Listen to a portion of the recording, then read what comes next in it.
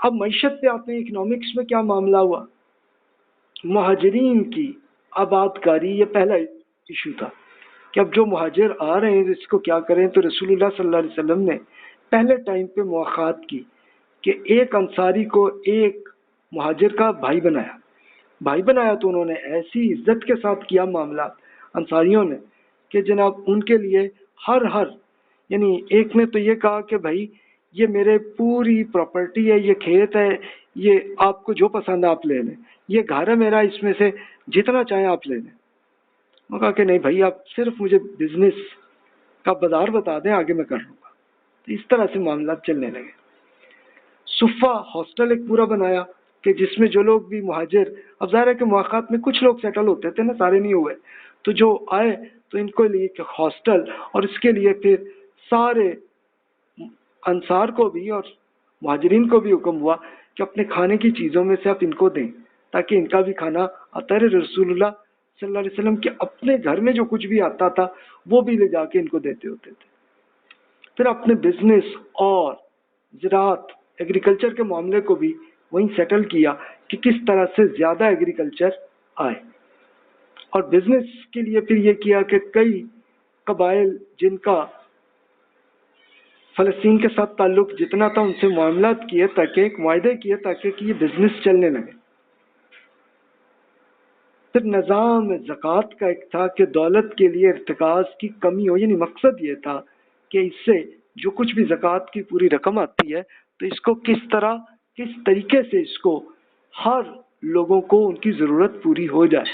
اس کے لیے قرآن مجید میں اللہ تعالیٰ نے بیان کیا. اب یہ اس معاملے میں جب منافقین نے کچھ اس پہ اعتراض کیا زکوٰۃ پہ تو اللہ تعالیٰ نے اس میں جواب دیا، انما الصدقات للفقراء والمساکین والعاملین علیہا والمولفۃ قلوبہم وفی الرقاب والغارمین وفی سبیل اللہ وابن السبیل فریضۃ من اللہ واللہ علیم حکیم. یہ صدقات تو صرف ان لوگوں کے لیے جو غریب، مساکین، وہ سرکاری کارکن جو اس پر مقرر ہیں، وہ لوگ جن کے دلوں میں نرمی پیدا کرنا مقصود ہو، غلاموں کی آزادی کے لیے، وہ لوگ جن پر جرمانے ہیں اور وہ ان کا بوجھ نہیں اٹھا سکتے، اللہ کی راہ میں، اور مسافروں کے لیے، اور اللہ کی جانب سے فرض ہے اور وہ علم اور حکمت والا. یعنی یہاں پہ یہ خرچ استعمال ہونے لگا. خود سوچنے اس سے بہتر کون یہ سسٹم بنا سکتا ہے کہ سب لوگوں کو ملے.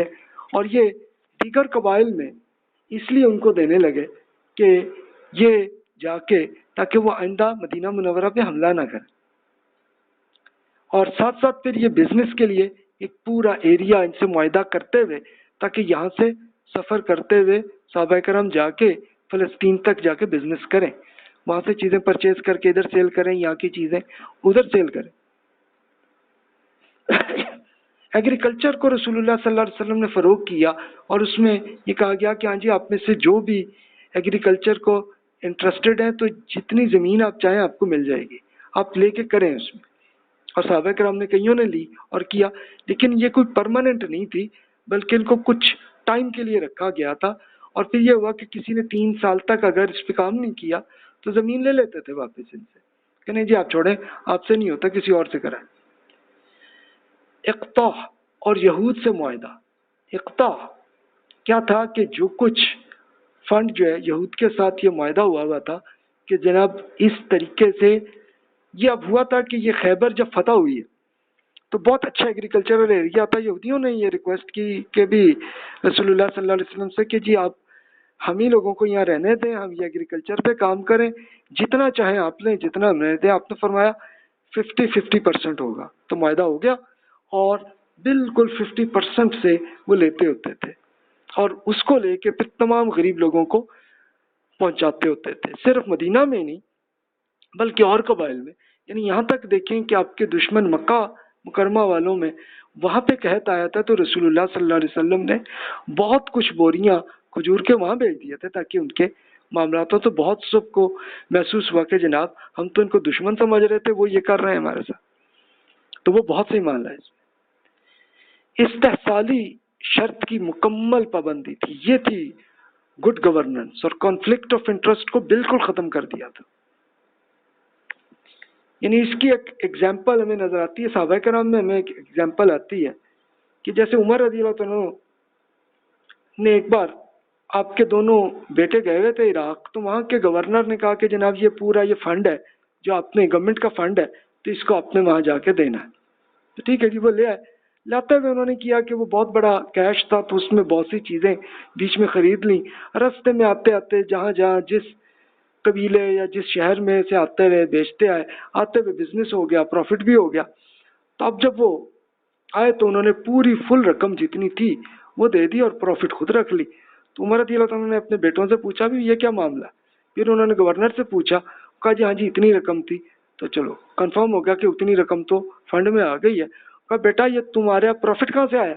बताया कि जी अब्बा जी हमने ये पूरा रिस्क रास्ते का लिया था और भी इसमें बिजनेस किया था, तो इसमें ये हो गया। आपने फरमाया कि बेटा अगर तो ये सारे जितने सिपाही थे सबको अगर मिलाओ और सबने प्रॉफिट कमाया फिर तो ठीक है, लेकिन बेटा तुम मेरे खलीफा के बेटे हो, तो तुम्हारे लिए ये अकेले के साथ ही गलत है।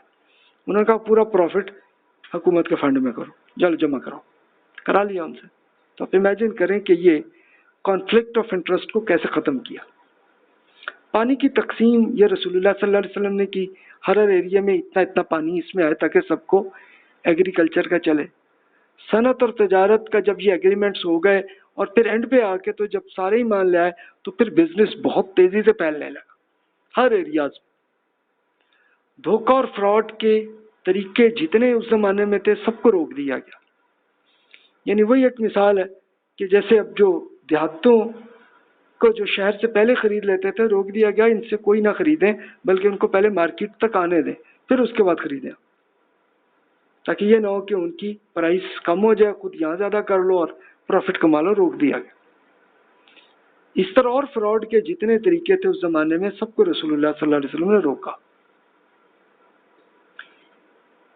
इखराजात में इतदाल और तवाजुन इतना रखा उसमें कि हर एक को सही फैसला, हर एक को कुछ न कुछ मिलने लगा फैसला, और हर एक को सब लोग पूरे सुकून के साथ रहने लगे।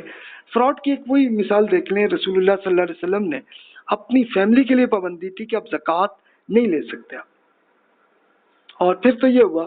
अब वो ठीक है कि बाद में अल्लाह ताला ने ये दिया था कि खैबर में से एक ये वाला जो बाग है इसका जो कुछ है वो आपकी फैमिली का मिलेगा। वो चलता रहा, सहाबा किराम के ज़माने में भी वही चलता रहा, लेकिन इसके अलावा कुछ भी इनको नहीं था। तो अपनी फैमिली को इस तरह से रोका था कि अपने नवासे हसन रज़ियल्लाहु अन्हु ने ज़रा सा एक खजूर सिर्फ पकड़ा था, रोक लिया था, बेटा ये निकालो यहाँ से, ये आपका नहीं है, ज़कात का फंड है, ये नहीं आप ले सकते। तो अब ये इमेजिन करें कि ये रिजल्ट इसमें आने लगा। तो कुरान पाक में उसूल ये रखा, सूरतुल फुरकान में फरमाया वल्लज़ीना अनफ़क़ू अलम युसरिफू वलम यक़्तुरू वकान बैन ज़ालिका क़वामा। रहमान के बंदे वो हैं कि जो खर्च करते हैं तो ना तो माल ज़ाय करते हैं और ना ही बुखल से काम लेते हैं, और इनके दरमियान वो इतदाल की राह इख्तियार करते हैं। यानी जो कुछ प्रॉफिट मिलता है तो इसको ना तो माल जो है ज़ाया कर देते हैं, ज़ाया कैसे करते हैं, ऐसी फजूल चीज़ों में जनाब इस्तेमाल करना, और बुखल भी नहीं करते, यानी वो लोगों की खिदमत के लिए इस्तेमाल करते हैं। ये इनकी हालत है।